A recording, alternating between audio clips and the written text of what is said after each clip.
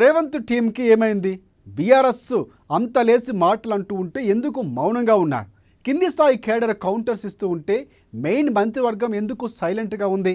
తనపై విమర్శలకు రేవంత్ మాత్రమే కౌంటర్స్ ఇవ్వాలని మిగతా వారు భావిస్తున్నారా?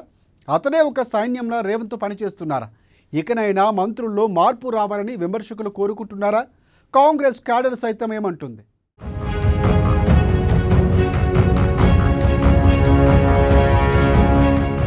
రాజకీయాల్లో తగ్గిన హుందాతనం, వ్యక్తిగత జీవితాలు టార్గెట్ చేస్తున్న పరిస్థితులు, రేవంత్ని టార్గెట్ చేస్తున్న బీఆర్ఎస్, సీఎంని దూషిస్తుంటే స్పందించని మంత్రివర్గం, మంత్రుల తీరుపై పార్టీ వర్గాల విస్మయం.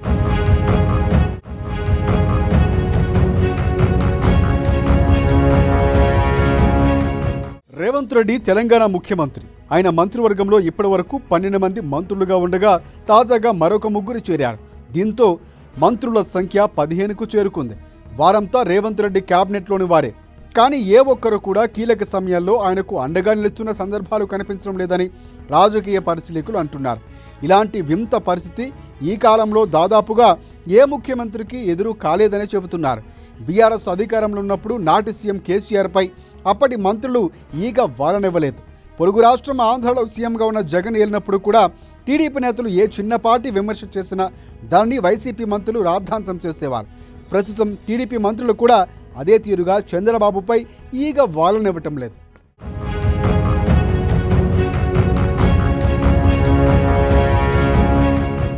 రాజకీయాల్లో విమర్శలు, ప్రతి విమర్శలు సహజం. అది హుందాగా సాగినంతకాలం ప్రజలు కూడా హర్షిస్తారు. కానీ కొన్నేంట్లుగా ఆ పరిస్థితి మారిపోయింది. విమర్శలు తిట్లుగా పరిణమిస్తున్నాయి. హద్దులు దాటి వ్యక్తిగత జీవితాలు టార్గెట్ చేస్తున్న దయనీయ దృశ్యాలు తెలుగు రాష్ట్రాల్లో కనిపిస్తున్నాయి. అయితే తెలంగాణలో మాత్రం చిన్న తేడా కనిపిస్తోంది. ఎవరూ ప్రత్యర్థి విమర్శలకు శృతిమించిన స్థాయిలో కౌంటర్లు ఇవ్వాల్సిన అవసరం లేదు, కానీ కనీసం వాటిని ఎదుర్కోవాల్సిన అవసరం మాత్రం ఉంటుందని రాజకీయ విశ్లేషకులు చెబుతున్నారు.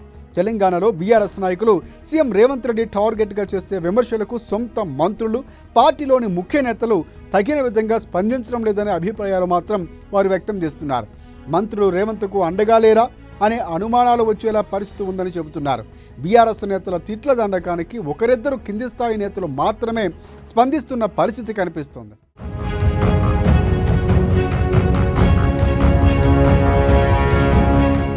కాళేశ్వరం ప్రాజెక్టు అక్రమాలు, అవినీతిపై విచారణకు ఏర్పాటు చేసిన జస్టిస్ చంద్రఘోష్ కమిషన్ మాజీ సీఎం కేసీఆర్ను విచారణకు పిలిపించింది. దీనిపై కేటీఆర్, హరీష్ రావు సీఎంని టార్గెట్ చేసుకుని ఘాటుగానే కామెంట్లు చేస్తున్నారు. కేసీఆర్ విచారణకు వచ్చిన రోజు ఒక అడుగు ముందుకు వేసి కేటీఆర్ ముఖ్యమంత్రిని వ్యక్తిగతంగా దూషించి హద్దులు దాటారనే అభిప్రాయాలు వ్యక్తమవుతున్నాయి. వాడు, వీడు, సన్నాసి, చిల్లరగాడు అంటూ కొత్త పదజాలాలను విమర్శలకు తోడు చేశారు.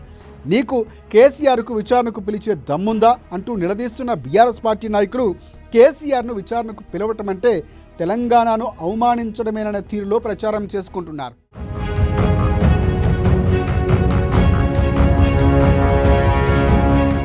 విచిత్రం ఏంటంటే రేవంత్ రెడ్డిని వ్యక్తిగతంగా టార్గెట్ చేసి బీఆర్ఎస్ నేతలు చేస్తున్న విమర్శలకు సహచర మంత్రులు కనీసం స్పందించకపోవడం ఆశ్చర్యాన్ని కలిగిస్తోంది. అంతకు మించి అనుమానాలు రేకెత్తిస్తోంది. వారి తీరుపై కాంగ్రెస్ పార్టీ వర్గాలు సైతం విస్మయానికి గురవుతున్నాయి. నిజానికి సీఎం రేవంత్ రెడ్డి మీద కాంగ్రెస్ సీనియర్ నేతల్లో భిన్నాభిప్రాయాలు ఉన్నాయి. ఆయన పార్టీ అధ్యక్షుడైన సందర్భంలో నేరుగా వ్యతిరేకించారు. కానీ ముఖ్యమంత్రి హోదాలో ఉన్నప్పుడు కూడా ఆయనపై విమర్శలకు తోటి నేతలు, సహచర మంత్రులు స్పందించకపోవడం విడ్డూరమేనని కూడా విమర్శకులు వెల్లడిస్తున్నారు.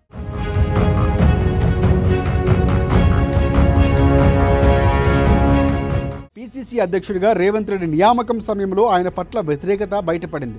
తట్టుకొని ఒక్కడై అసెంబ్లీ ఎన్నికల్లో పోరాడిన రేవంత్ రెడ్డి బీఆర్ఎస్పై వ్యతిరేకత అనేక కీలక అంశాలతో పాటు అనేక విషయాలు కూడా కలిసి రావడంతో ముఖ్యమంత్రి అయి కూర్చున్నారు. ఆ సమయంలో కూడా మల్లు భట్టి విక్రమార్క, ఉత్తమ్ కుమార్ రెడ్డి, దుద్దిల శ్రీధరబాబు వంటి కాంగ్రెస్ పార్టీలోని సీనియర్ నాయకులు సీఎం సీటు కోసం తెగపోటీ పడ్డారు. కానీ ముఖ్యమంత్రి పదవికి అధిష్టానం రేవంత్ రెడ్డినే ఎంపిక చేసింది.